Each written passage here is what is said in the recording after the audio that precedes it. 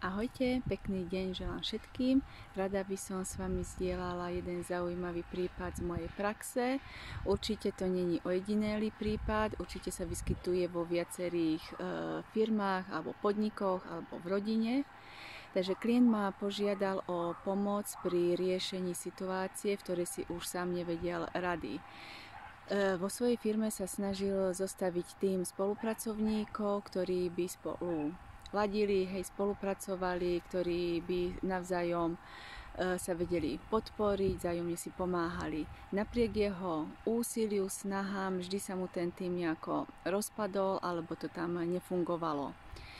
Takže keď som sa ja pozerala na ten priestor, čiže to energeticko-informačné pole alebo kvantové pole, nazvime si to akokoľvek, tak tam sa pekne ukázalo postavenie jednotlivých účastníkov, čiže tých ľudí v jeho tíme.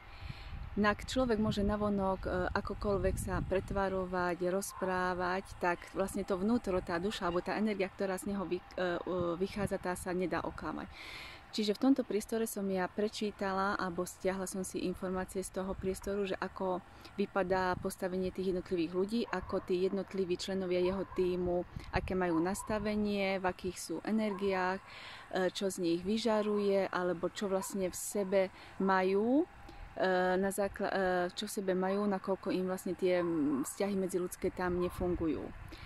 No a vyšlo tam jedno zaujímavé poznanie, ktoré vlastne pomohlo aj tomu môjmu klientovi a na základe tohto mohol spraviť patričné zmeny vo svojom tíme a teda nastaviť si to tak, aby mu fungovala firma. Pretože ako vieme, vzťahy sú najdôležitejšia vec, alebo je to základ tej firmy alebo aj rodiny. Kde nefungujú vzťahy, tak nakoniec sa môže všetko úplne rozpadnúť ako domček z karát. Takže toto je jedna z možností, kde viem byť ja nápomocná, či sú to osobné vzťahy, firemné vzťahy.